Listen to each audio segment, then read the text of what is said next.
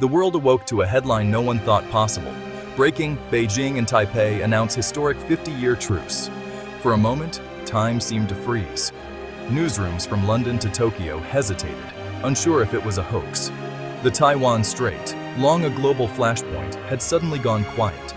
On Wall Street, traders stopped mid-routine, eyes fixed on news tickers now streaming a message of peace.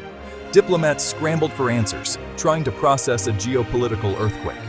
The initial reports were sparse, a secret Taipei Accord signed overnight, promising 50 years without military hostilities. No more fighter jets, no more invasion drills, no more threats, just silence. The world held its breath, waiting for confirmation and details. This wasn't just a regional ceasefire, it was a seismic shift in the global order. The rivalry between China and Taiwan, with the US as a central player, had defined modern international relations. Now, that pillar was gone. What would this mean for America's presence in Asia? For Japan and South Korea? Could this truce actually hold? As the sun rose, the world watched, suspended between hope and disbelief. Confirmation arrived and the world erupted. In newsrooms, chaos reigned. Producers shouting, journalists scrambling to cover an outbreak of peace. Maps of the Taiwan Strait now showed demilitarized zones, not troop movements. Financial markets soared. Asian indices skyrocketed, and US futures pointed to a massive rally. The risk premium on Asian assets vanished overnight. Global supply chains breathed a sigh of relief. In Taipei, crowds gathered in stunned celebration, mixing joy with skepticism. "Can we trust them?" whispered one student. Elderly citizens wept, while the young eyed the future with cautious optimism.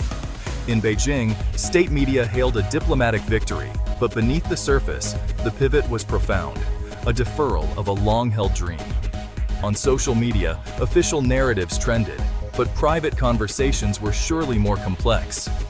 For both societies, the truce was a shock to the system, a pause in a story everyone thought would end in conflict. Relief, suspicion, and hope mingled in the streets. The world's most dangerous rivalry had, for now, been put on ice. To grasp the miracle of this truce, you must understand the wound that's festered since 1949. After the Chinese Civil War, the communists took the mainland. The nationalists fled to Taiwan, both claiming to be the true China. For decades, the world was forced to choose. The US and most Western nations initially recognized Taipei, but reality shifted. The People's Republic of China was too big to ignore. The nationalists' dream of retaking the mainland faded. The turning point came in the 1970s. Nixon visited China, and by 1979, the US switched recognition to Beijing. America adopted strategic ambiguity, selling Taiwan weapons, but formally recognizing Beijing. Taiwan evolved into a vibrant democracy and economic powerhouse, but lived under constant threat. Beijing saw Taiwan's democracy as a challenge, never renouncing force to reunify the island. This fundamental conflict, democratic island versus communist superpower, became one of the world's most dangerous fault lines. The world managed the conflict by containing it, not solving it. The Taiwan Strait became a stage for military posturing and constant tension. Both sides built up their defenses, each preparing for a war they hoped would never come. The US played the balancer, keeping both sides guessing with its ambiguous commitments. For 75 years, the world watched, waiting for the tightrope to snap. For decades, the Taiwan Strait was a theater of brinkmanship. China's military flexed its muscles, jets crossing the median line, war games simulating invasion.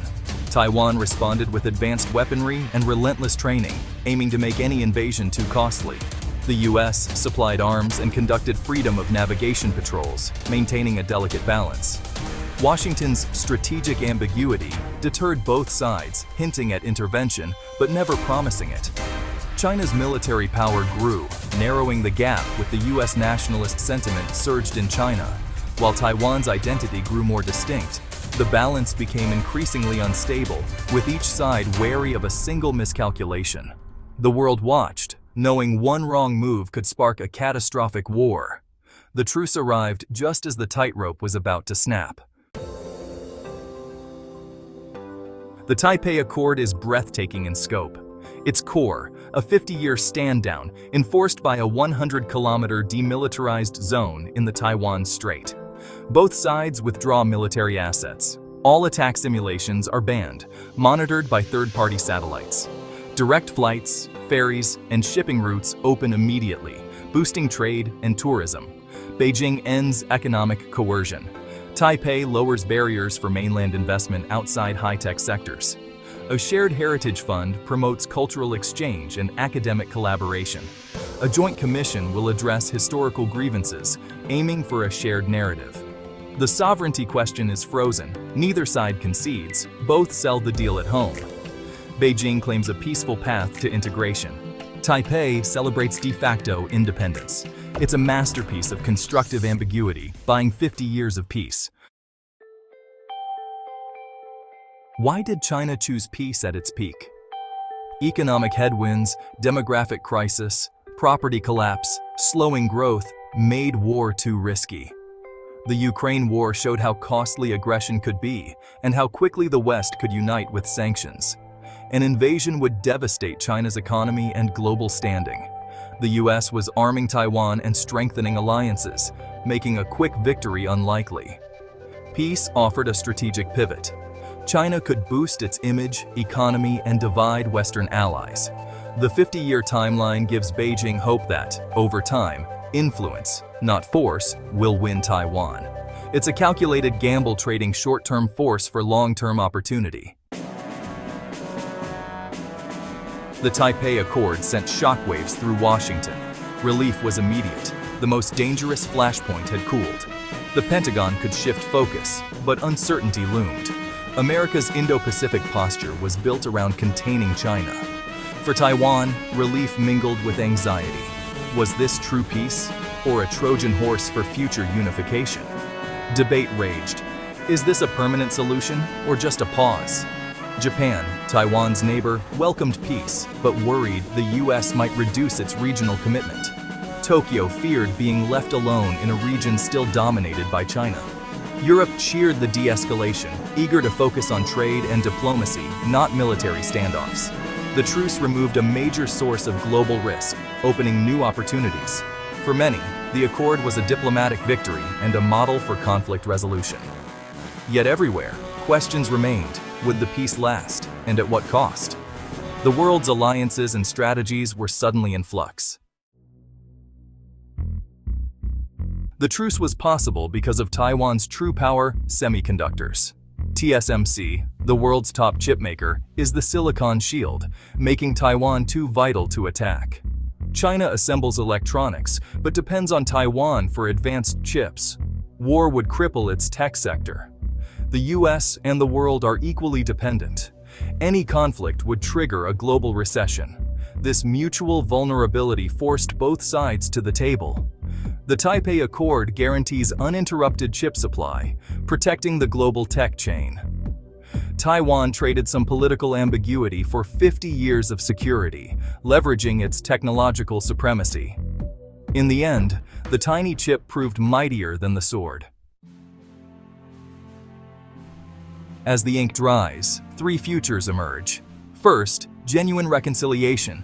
Decades of peace and exchange could lead to a new political model, blending democracy and shared heritage. Second, cold peace. The truce holds, but rivalry simmers in technology and diplomacy. Peace in name, not in spirit. Third, collapse. A leadership change or crisis could shatter the accord, making renewed conflict even more devastating. The ultimate question: can this bold experiment in peace work? The Taipei Accord stands as a beacon, proof that even the deepest wounds can be set aside for shared interests. It's a gamble on 50 years of quiet healing, 75 years of noise. Can this model inspire other conflicts to freeze and let peace take root? The world watches, hoping the answer is yes. The future, for once, is unwritten.